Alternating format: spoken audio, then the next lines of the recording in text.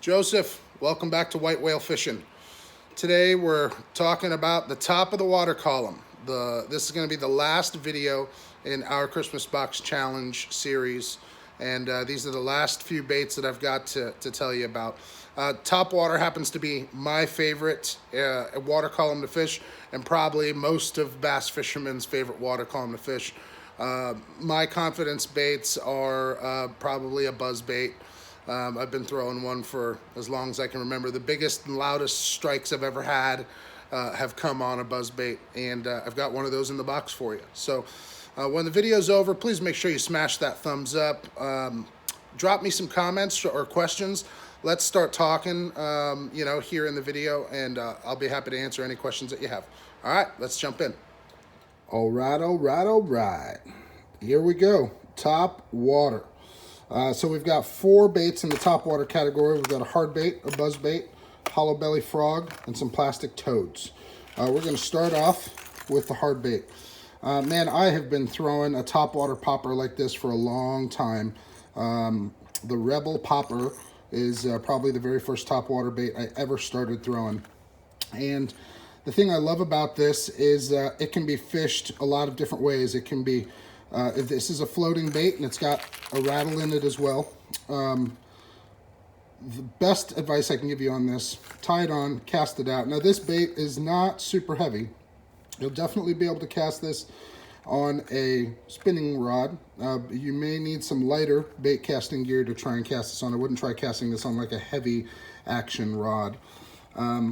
Once you've casted this out, let it sit until all the ripples that its splashdown made have cleared the bait by 2 feet. Then start working it. And you can work this aggressively or you can work this slowly. You can walk the dog with this. If you don't know what walking the dog means, it means a series of rod twitches to cause the bait to go from side to side to side to side.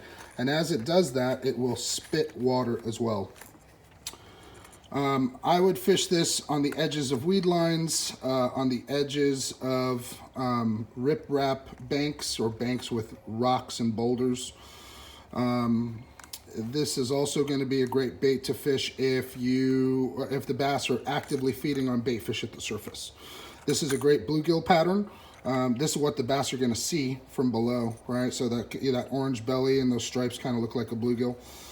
So anywhere where bluegills are active, this is going to be a great bait to throw. All right, next we're talking about Old Faithful for me. Good old trusty buzzbait. This buzzbait weighs in at 3/8 of an ounce. You'll be able to cast this on bait casting gear and spinning gear. I would recommend bait casting gear, at least a medium heavy setup, because the bass that are typically going to come up and hit this are typically going to do so voraciously. So you've got a weighted jig head here, you've got a decent hook, and you've got a trailer keeper here, so you can thread on some soft plastics. This rubber cone is to help prevent weeds and grass from getting in here and stopping the blade from spinning. This bait sinks, so how you're going to fish this bait is cast and reel. You're going to want this blade at the top of the water surface, spinning, churning, bubbling, and that's going to call fish up from below. This pattern, it's a bleeding shad pattern. It is imitating a shad of some sorts based on its chartreuse color. I've got a couple of my other buzzbaits out here to kind of show you different ways that you can fish a buzzbait. This buzzbait I've had for 20 years. This is a 20-year buzzbait, believe it or not, and I've got a soft plastic on here. You don't necessarily need the trailer, or you don't necessarily need the skirt, I'm sorry. So this is just one option of being able to fish a buzzbait.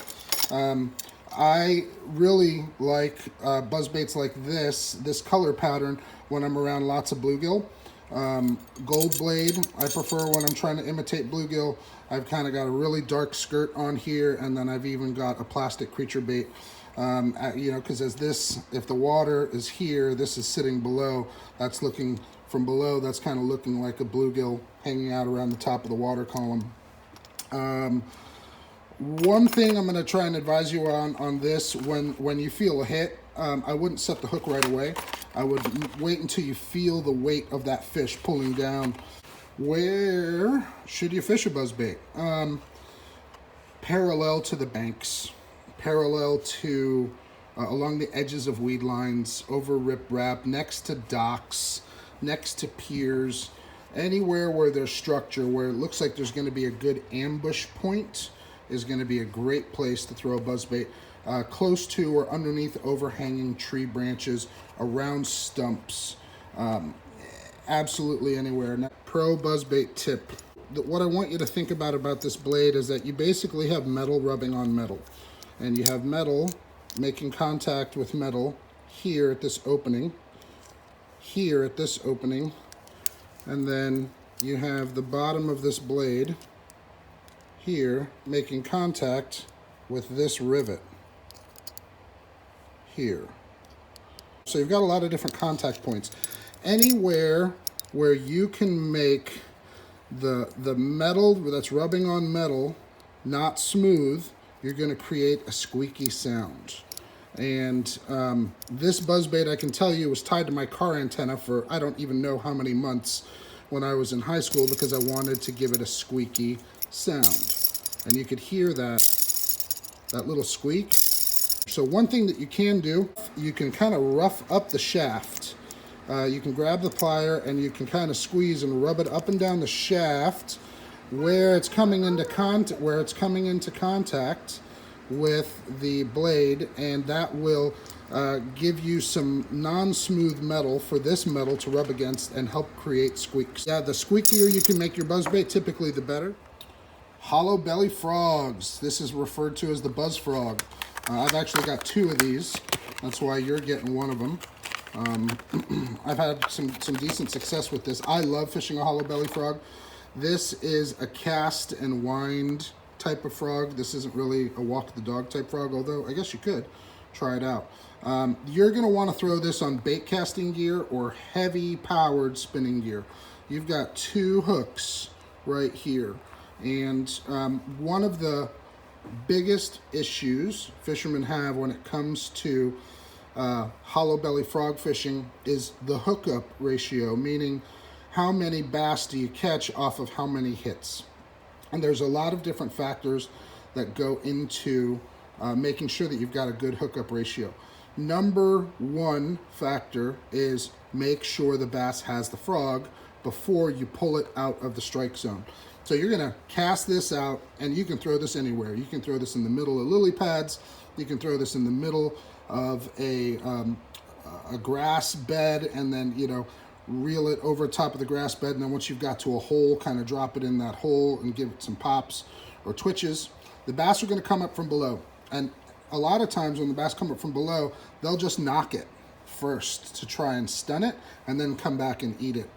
So a rule of thumb when you're hollow belly frog fishing is when a bass comes up to hit it, your first instinct is going to be, you know, to see and to hear that strike is going to be to wind up your slack and set the hook as fast as you can. You're going to have to practice patience to not do that. You're going to have to try to practice patience and count to 3, or at least 2. So if you hear the hit, 1,000, 2,000, and then tighten down, and a lot of the times you'll feel the fish pulling away slowly with your frog. At that point, that's when you want to tighten up your slack, point your rod directly at it, and yank back as hard as possible, because these hooks you're going to want to bury into that fish, and they will not be the easiest to do. So the first thing is patience and waiting. Number 2 is, if you notice when you start to fish this, if you're not hooking up as much as you can, you may want to potentially think about taking these hooks and bending them upwards slightly. So if you grab here, the shaft of the hook with some needle nose pliers, and you hold here and you grab here and you pull these upwards just to bend them upwards just a few degrees, that's going to help tremendously. Now if I run my finger over the top of this frog, I get hooked, right? So I don't think you're really going to have to worry about that. Number 3 is making sure that you're throwing it on the right type of gear. A lot of people fish this frog on rods that don't have enough backbone to bury these hooks. So gear, bend up the hooks, and patience on setting the hook are probably the 3 biggest things. Cast this anywhere, reel this in. This is gonna float. These legs are gonna kick. It's gonna kind of be like a buzzbait, but a frog pattern. And this is what the fish are gonna see from below. Black works really, really well a lot of the time. It gives them a really good silhouette, especially on overcast days, because they're looking up above, right? So they see a black silhouette behind a gray sky over here on those overcast days. So, yep, I'm looking forward to seeing what you can do on this. All right, last bait, the Kitech Noisy Flapper. This is what's referred to as a toad. What's the difference between a toad and a frog? A toad is typically poured soft plastic bait that you're going to add your hooks and weights to. This bait floats. It's a high float bait. So once you rig this weedless on an extra wide gap worm hook, you can pretty much throw this anywhere, man. That's what they're going to see from below. As you reel in, these are going to flap and cause commotion on the water. I would recommend bait casting gear, as a lot of the places that you're typically going to throw this, if the bass get back into that cover, back into those weeds, grass, brush, you're gonna have a heck of a time pulling them out. And that's pretty tough to do sometimes with a lot of the spinning gear that we use. So rigging this is gonna be pretty simple. Extra wide gap hook, and that's what we're going to be doing essentially. No weight, but one thing so we'll rig this up and then I'll show you something that I've also kind of played around with a little bit. It's going to go in. It's just like we've done with all of our other Texas rig baits. It's going to come out over the shoulder,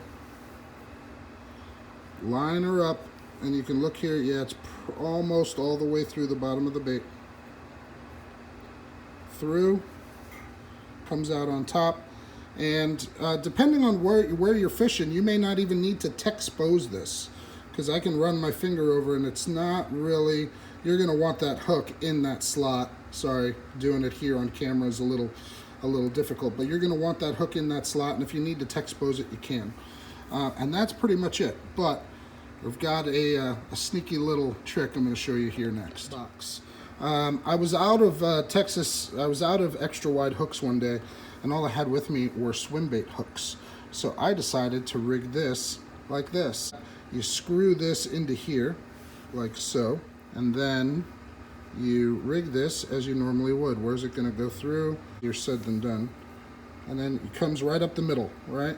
And it's pretty weedless for the most part. If they're just not coming up and committing, but you know that they're there, you can drop this into holes, or you can drop this, you know, you can cast this on top of the weed line and then get it to the edge and then let it fall down into a hole, and almost like pitching. And this, I'm sure, is going to produce some good strikes. But yeah, sneaky little trick for you on your toad. Joseph, that's it, man. That's all she wrote. That's the last of our baits. Hey, man, thanks a lot for watching. Merry Christmas for the last time. Hopefully you get out there, and I hope you learned something. I'm really looking forward to hopefully interacting with you on the videos. Please smash that thumbs up button. Please drop me some comments or some questions down below, and let's start chatting. Most importantly, get out there, get on the water, go catch some bass. Start a YouTube channel. I don't know. Invite, you know, come to my fishing page, whitewhalefishing.com. Look me up on Facebook, Greg Thomas. Drop me some pictures. I'm on Instagram too at White Whale Fishing. If you start catching bass on these baits, I'd love to be able to see, for you to post some pictures of the bass that you've been catching. Thanks a lot, man. Take care. Tight lines. God bless. See ya. All right, man. I got to get ready to pack this stuff up and send this out. Hey, you're still here? What are you doing? Video's over, man. Go fishing. No. No. Get out there. Go. Now. Tell Mom I said it's okay. Get out there. Go. See you later. Tight lines.